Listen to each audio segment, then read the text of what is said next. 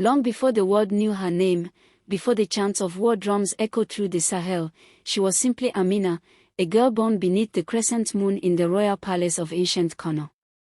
Her birth was whispered as a blessing, but also a warning. The palace seer had looked into the fire that night and seen something strange. She will not walk the path of her mother, he muttered. She will burn through the old ways like harmattan fire. The Amir of Kano, her father, laughed it off. She's just a girl. Let her be a girl. But Amina was never just anything. By the time she was 5, she could name every horse in the royal stables. At 7, she asked her sword instructor why women were not taught to fight. At 10, she followed the palace guards on patrol, quiet as a shadow. And one day, just before her 12th birthday, she did the unthinkable. She entered the council of elders uninvited.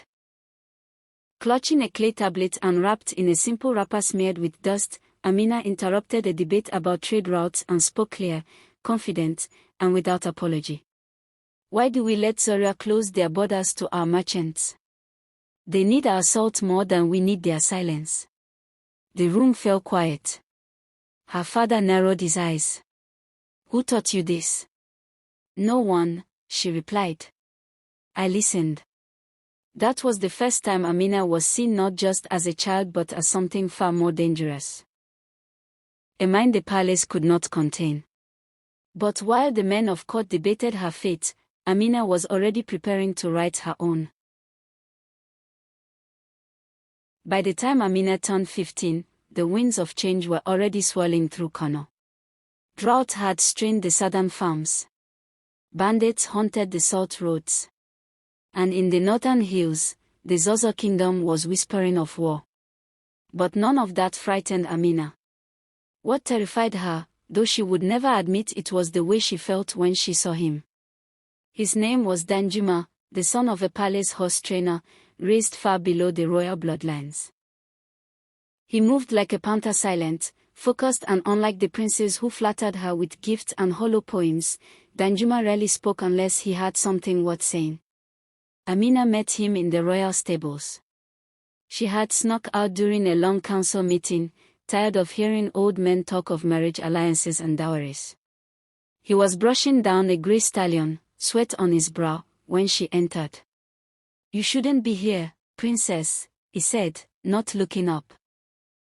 And you shouldn't speak to me like that, she replied. He finally turned and smiled. That was the beginning. They met in secret, before dawn rides along the Jokora River, stolen moments beneath baobab trees, and quiet laughter exchanged through thick palace walls. Danjima taught her how to read stars like maps and listen to silence like music. In turn, Amina taught him politics, how kingdoms fall not just to swords, but to the pride of their rulers. But their joy was short-lived.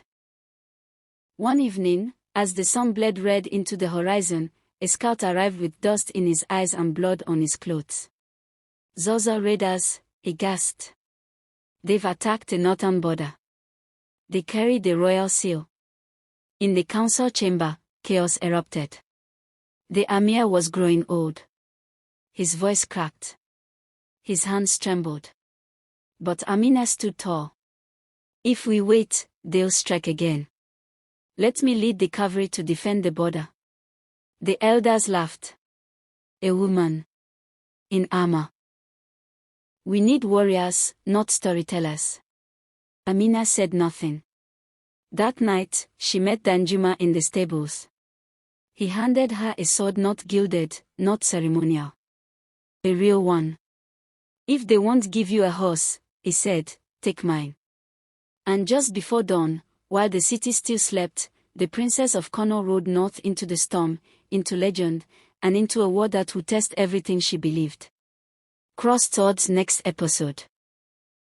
The Blood Moon, Amina faces her first battle, and a betrayal that could change the future of Kano. Backhand index pointing right. Stay with us for episode 3.